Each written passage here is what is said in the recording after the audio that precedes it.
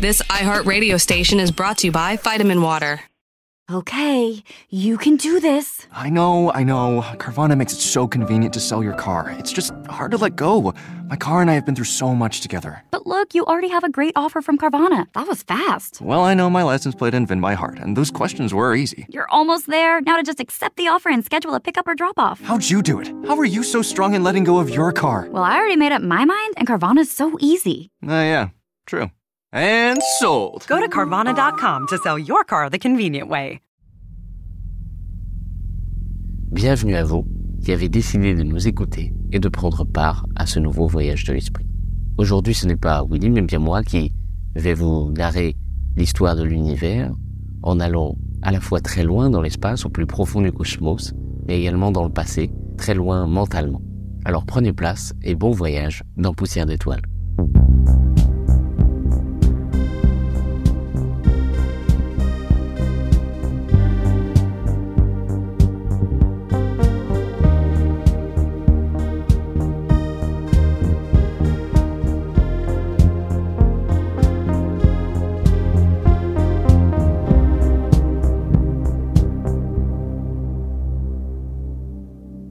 Alors aujourd'hui, notre voyage va à la fois nous conduire loin dans l'espace et au plus profond du cosmos.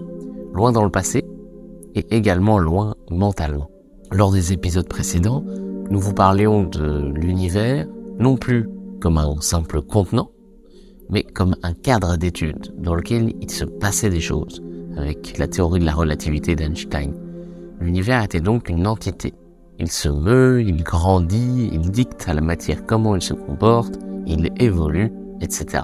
Jusqu'à évoquer dans le dernier épisode avec Willy les théories spéculatives quant à la quête de compréhension de ce cosmos, de cet univers. Et donc toutes ces spéculations, toutes ces théories, toutes ces choses qui tentent d'expliquer l'univers, on appelle ça la cosmologie. Et donc on ne cherche pas à étudier ce qui compose l'univers, la matière, les atomes, les planètes, mais le tissu de l'univers lui-même. La cosmologie, on pourrait donc dire que c'est la branche de l'astrophysique qui étudie l'origine, la nature, la structure et l'évolution de l'univers lui-même. Et donc, en ayant abordé avec Willy depuis quelques épisodes tout le thème de justement l'univers en lui-même, le Big Bang, l'expansion de l'univers, on en est arrivé à une conclusion évidente, c'est qu'arrive un moment où à force d'expliquer le comment, eh bien on finit à se poser des questions sur le pourquoi.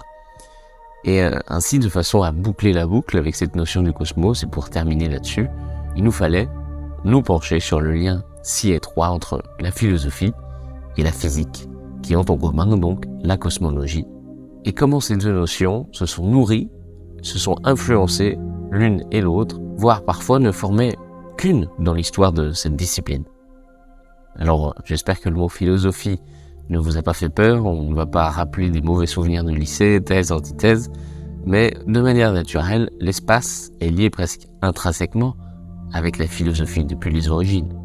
D'ailleurs, on parlait souvent pour qualifier les astrophysiciens, les cosmologues ou les scientifiques de manière générale de philosophes de la nature.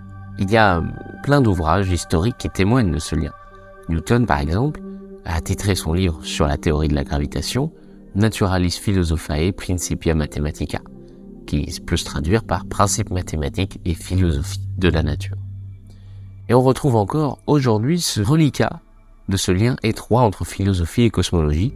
Si en France un chercheur en sciences passe un doctorat, mais dans beaucoup de pays dans le monde, l'équivalent de ce titre reste un PhD, un PhD, l'abréviation de Philosophiae Doctorate, ce qui veut littéralement dire docteur en philosophie. Enfin, si vous écoutez ce podcast, je pense que c'est sans doute parce que vous vous intéressez à l'espace, et alors je parierais qu'il vous est déjà arrivé bien des fois de regarder le ciel en vous demandant si tout ceci avait un sens, d'où nous venions. Eh bien, en se posant ces questions, vous faisiez déjà de la philosophie. Bravo à vous. Alors ces questions se sont très vite posées, et ce, dès l'observation du ciel, évidemment, qui allait de pair avec nos questions les plus profondes.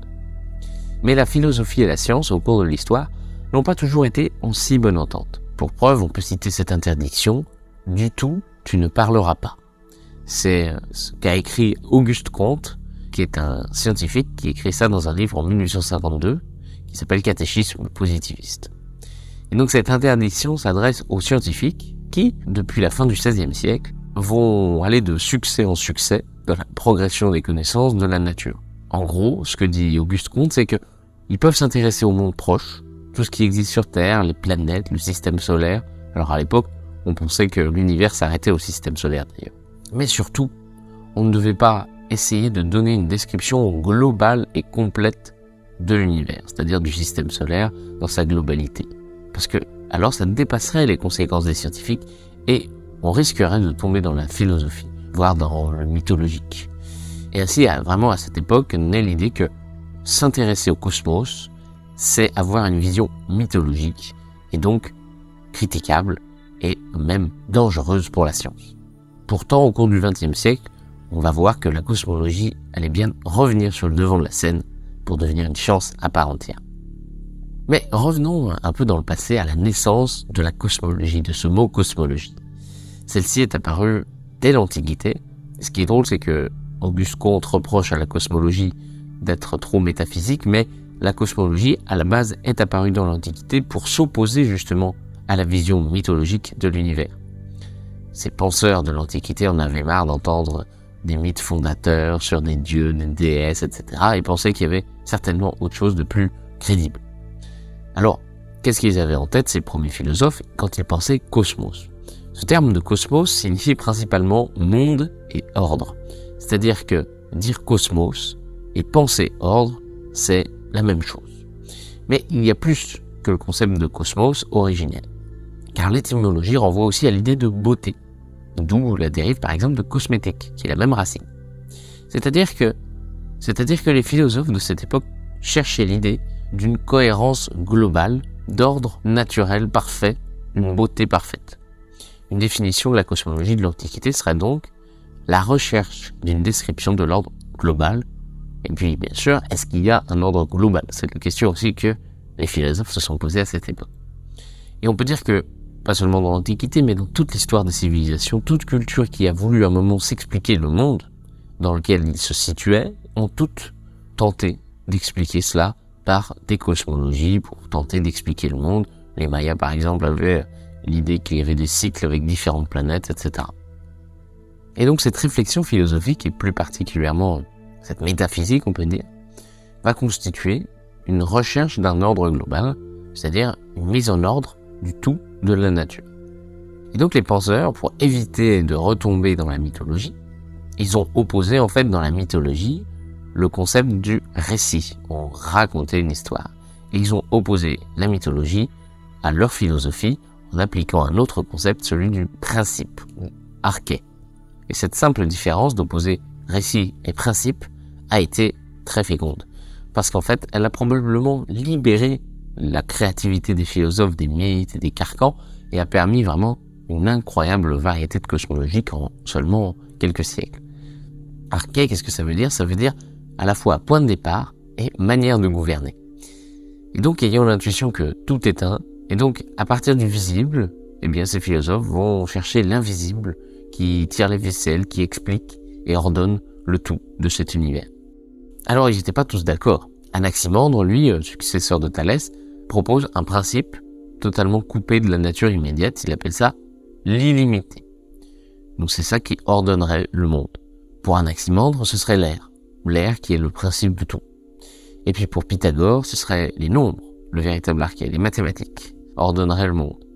Et puis il y en a d'autres, on a Anaxagore qui va encore épurer le concept et lui va proposer que c'est l'intellect, l'esprit qui ordonne le monde.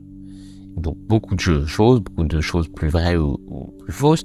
Il y avait quand même un qui s'approchait quand même le plus de la vérité, c'était Démocrite. Démocrite qui lui pensait que c'était l'atome, atomus, comme on a déjà parlé Willy, qui ordonnait le monde. Et on sait aujourd'hui que c'est les briques fondamentales de la matière, donc, et qui ordonnent le monde d'une certaine façon avec la physique quantique.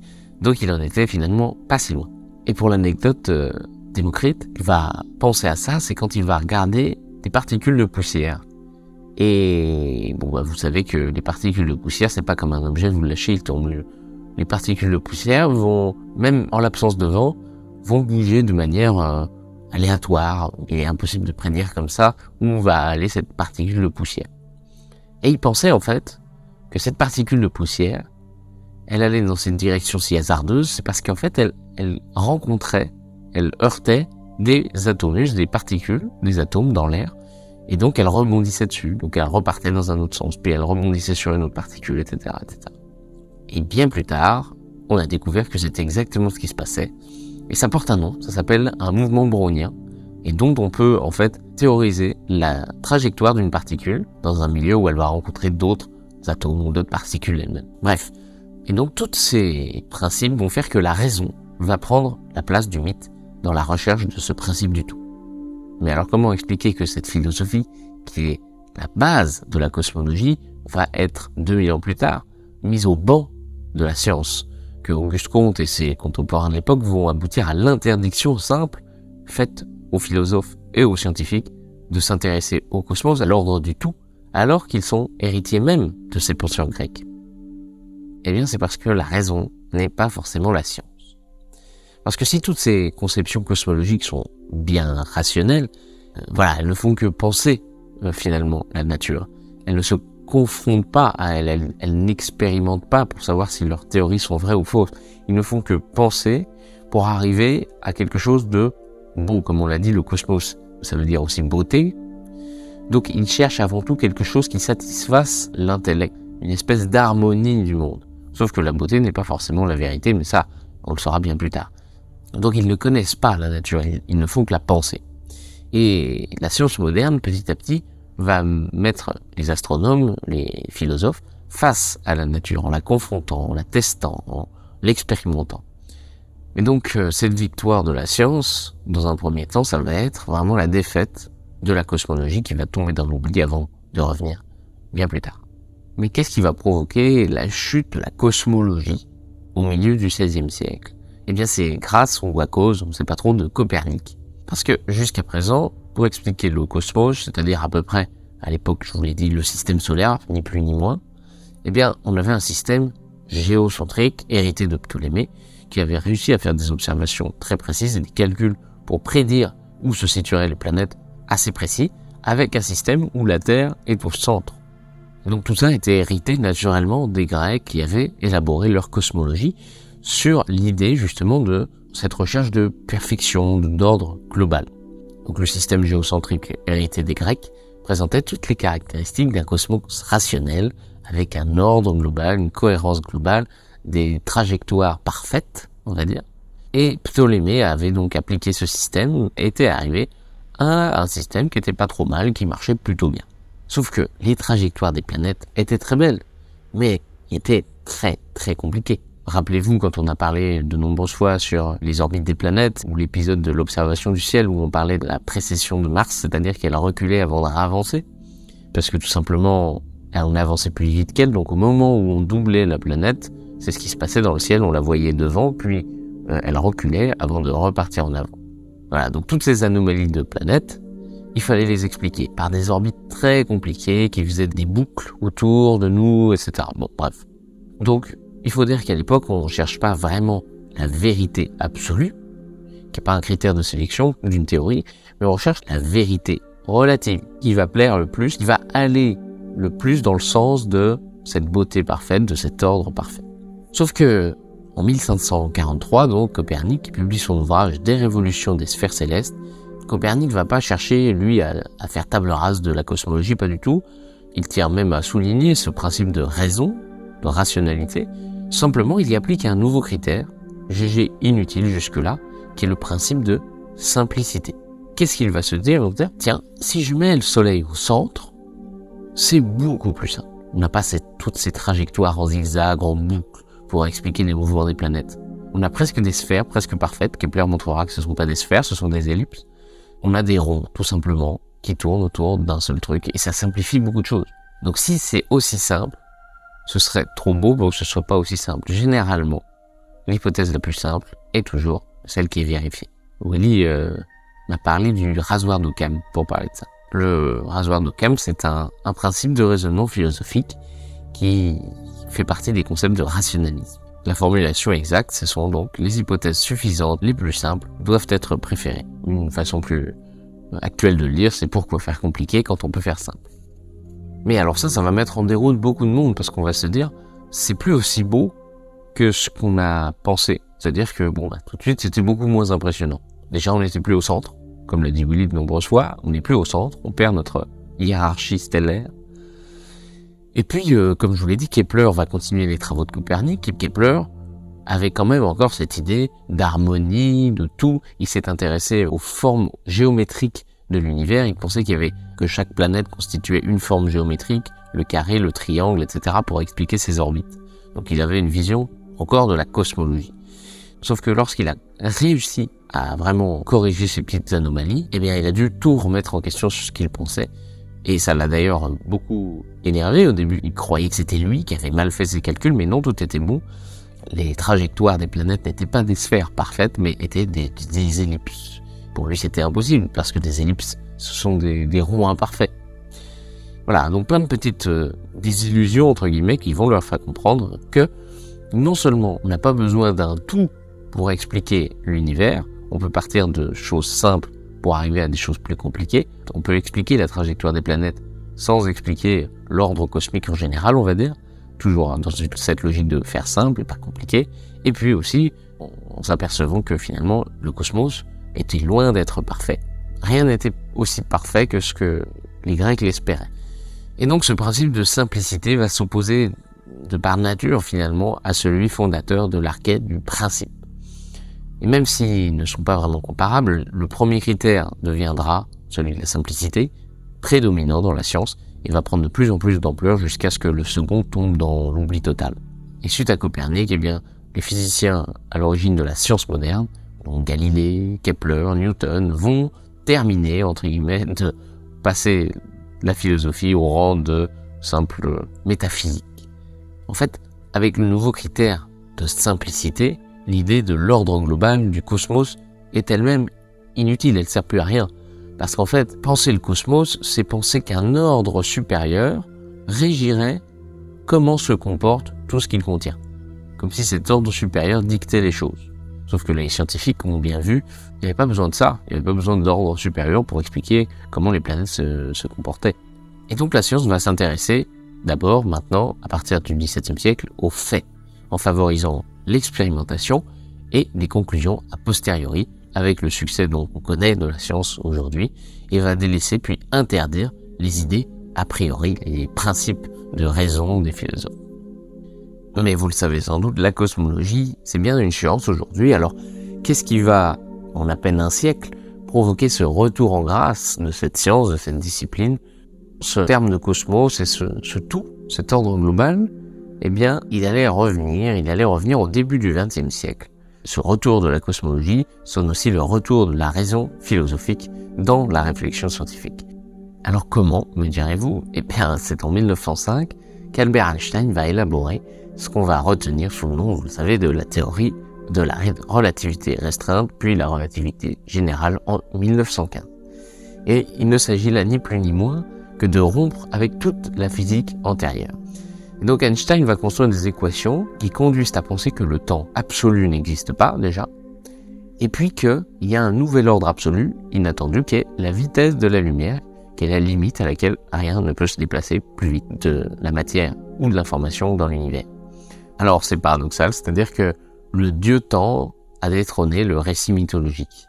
Et avec sa théorie de la relativité générale, il s'agit ici de montrer que l'espace, lui non plus, n'est pas absolu. C'est un cadre indépendant dans lequel se déroulent les événements de l'univers. Ce n'est pas qu'une boîte, c'est un tissu qui se déforme en fonction de la présence de matière ou d'énergie.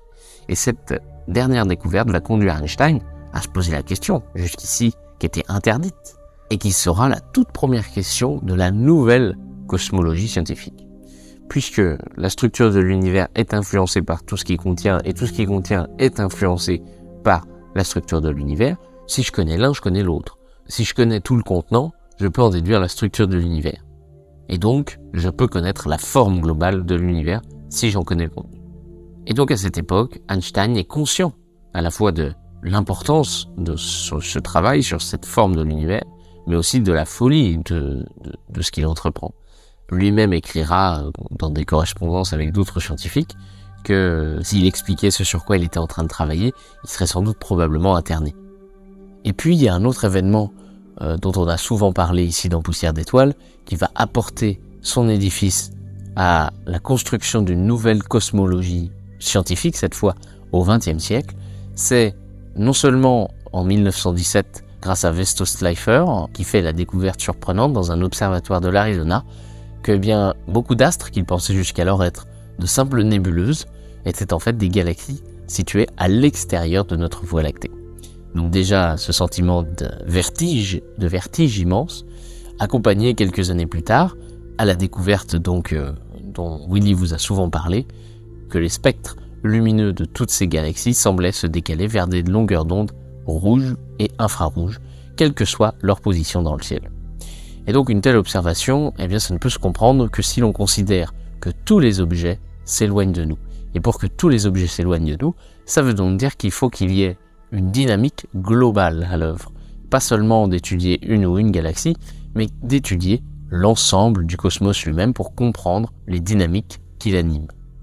Et donc d'un côté, la théorie de la relativité et de l'autre, la constatation d'une expansion de l'univers vont impliquer une dynamique de l'ensemble de l'univers qui répond à la demande d'explication des observations extragalactiques. Et alors quelque chose d'extraordinaire, c'est que à ce moment-là, le mathématicien Georges Lemaître prend les équations d'Einstein et se dit, mais s'il y a une expansion de l'univers, je vais prendre ces équations et puis je vais le calculer à l'envers, c'est-à-dire simuler comment était le cosmos en arrière, de plus en plus en arrière, jusqu'à remonter à finalement un instant initial. Comme l'univers est en expansion, on en déduit donc que si on recule dans le temps, il est de plus en plus petit. C'est ce que Georges Lemaître va appeler une projection cosmologique en arrière. Et en 1931, c'est lui qui va proposer pour la première fois l'idée d'un atome primitif pour rendre compte de ce moment justement où l'univers, toute la matière, était concentrée dans ce point infime, infiniment dense. Et alors là, ça fait très peur aux scientifiques. Parce que on a l'idée d'origine de l'univers, l'origine du monde, qui s'immisce à nouveau dans la réflexion cosmologique et dans la réflexion scientifique. Et donc ce qui allait devenir le Big Bang, venait de trouver donc son point de départ, son point fort, mais aussi la cible de toutes les futures critiques. Beaucoup annonçaient, dont Einstein, n'aimait pas du tout cette théorie parce que ça ressemblait trop à une genèse. Tout ça ressemblait trop à du mythologique, à le mythe de la création. Mais le fait est qu'en 1965, on en a eu la preuve scientifique lorsque deux radioastronomes américains, Arno Penzias et Robert Wilson, vont découvrir le fond diffus cosmologique. C'est une lumière très faible et homogène partout dans le ciel. Cette lumière nous parvient du fin fond de l'univers. Et vous savez que comme plus on peut voir loin dans le temps, eh bien, si on peut voir toujours plus loin, on en arrive à la première lueur de l'univers, qui est donc ce fond diffus cosmologique. Et donc ces observations correspondent en tout point à la théorie du Big Bang et de l'atome primitif de Georges Lemaître. Donc on comprend qu'il est nécessaire de revenir à la cosmologie, et puis depuis on a d'autres phénomènes qui nous montrent les besoins d'une cosmologie scientifique, d'une nouvelle cosmologie. Par exemple, la répartition de la matière dans l'univers est extrêmement homogène. Tous ces faisceaux d'indices ne peuvent s'expliquer physiquement que si, dans le passé, tout l'univers a été en équilibre thermodynamique parfait et strictement isolé de tout extérieur. C'est ce qu'on appelle du coup un corps noir. Et donc, on voit bien la nécessité de ce moment originel pour expliquer tous ces faits observés. Et donc par ces trois faits-là, la relativité générale, le Big Bang et l'expansion de l'univers, on a donc trois choses scientifiquement démontrées dont on a eu besoin du global pour ensuite expliquer le local.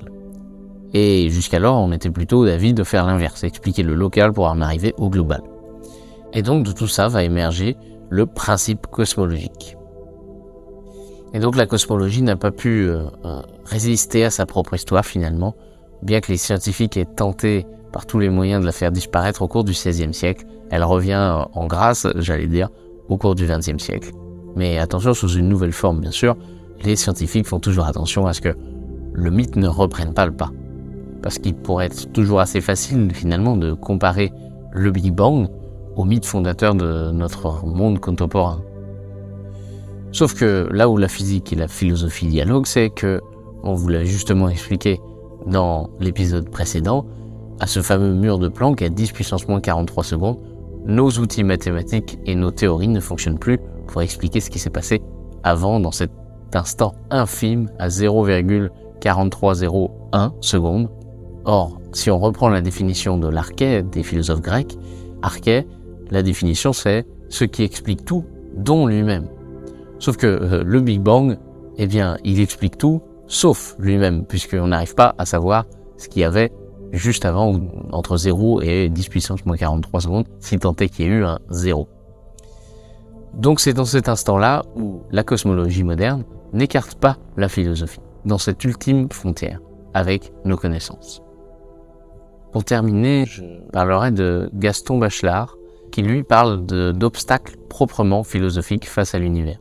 Alors d'un côté, il parle d'un obstacle savant, qui va consister à utiliser l'idée d'harmonie du monde comme principe d'unité de la nature, c'est-à-dire toujours chercher à un ordre global, une perfection générale, comme c'était le cas des philosophes, et comme c'est un peu le cas finalement aujourd'hui où on cherche une théorie du tout, qui va allier la physique et la physique quantique.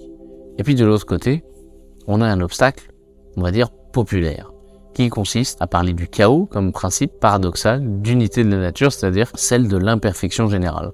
Vous l'avez peut-être déjà entendu, d'après la thermodynamique, l'univers à chaque seconde devient un peu plus chaotique. Tout s'est fait à partir du chaos, d'un instant initial de chaos, et du chaos serait apparu de manière plus ou moins hasardeuse des choses étonnamment complexes, que ce soit les étoiles, des planètes ou en l'occurrence la vie. Et pour Bachelard finalement, tout ça ce ne sont que des vues de l'esprit qui finalement mettent au jour notre propre bipolarité finalement face à l'ampleur de ces questions. Les attitudes réflexes qu'on pourrait avoir, ce sont or la nouvelle cosmologie, cette cosmologie scientifique, c'est une chance qui nous permet dans ce domaine en particulier d'abandonner la simplicité et la peur surtout pour nous faire aider à penser naturellement le complexe et la richesse que nous avons de notre rapport au ciel. Cette nouvelle cosmologie donc va nous aider à penser la nature telle qu'elle est. Et penser la nature, est-ce que finalement ce n'était pas la définition même originelle de la philosophie? Voilà, c'est tout pour cet épisode, j'espère qu'il vous a plu, un épisode un peu particulier, un épisode qui marque également la fin d'un cycle, puisque vous l'aurez compris, on a commencé, souvenez-vous, le premier épisode sur de la philosophie, pour partir des origines, et puis on termine sur la philosophie également. Aussi, nous allons donc entrer dans un nouveau cycle, où nous allons parler, au cours des prochains épisodes, de la recherche de la vie, de la quête de la vie, de l'explication de la vie, et puis nous irons rêver des possibles mondes habités et des possibles formes de vie qui peuvent s'y trouver. Surtout également, n'hésitez pas à nous faire savoir s'il y a des thèmes en particulier que vous souhaiteriez que nous aborderions, et on se ferait un plaisir de faire des épisodes hors série ou des épisodes spéciaux sur ces thèmes précis. Et puis enfin, un commentaire, c'est presque devenu un rituel à chaque fin d'épisode, et tant mieux, merci beaucoup à vous de nous envoyer tout ce soutien. Commentaire de Neutrino qui nous dit « Une claque spatiale, l'épisode 19 est aussi intéressant que déstabilisant. La complexité sur l'origine de l'univers se fait bien ressentir au travers de cet épisode. Merci à vous deux pour tenter de nous vulgariser ces principes et théories, toutes aussi impressionnantes qu'étonnantes. Merci Neutrino, donc, de ma part et de celle de Willy. Ça nous fait comme d'habitude très plaisir, et vous pouvez continuer à nous noter, que ce soit sur Spotify, sur iTunes, de partager l'épisode, d'en parler autour de vous, et puis sinon, je vous invite à nous laisser un commentaire. À très bientôt pour un prochain épisode de Poussière d'étoiles.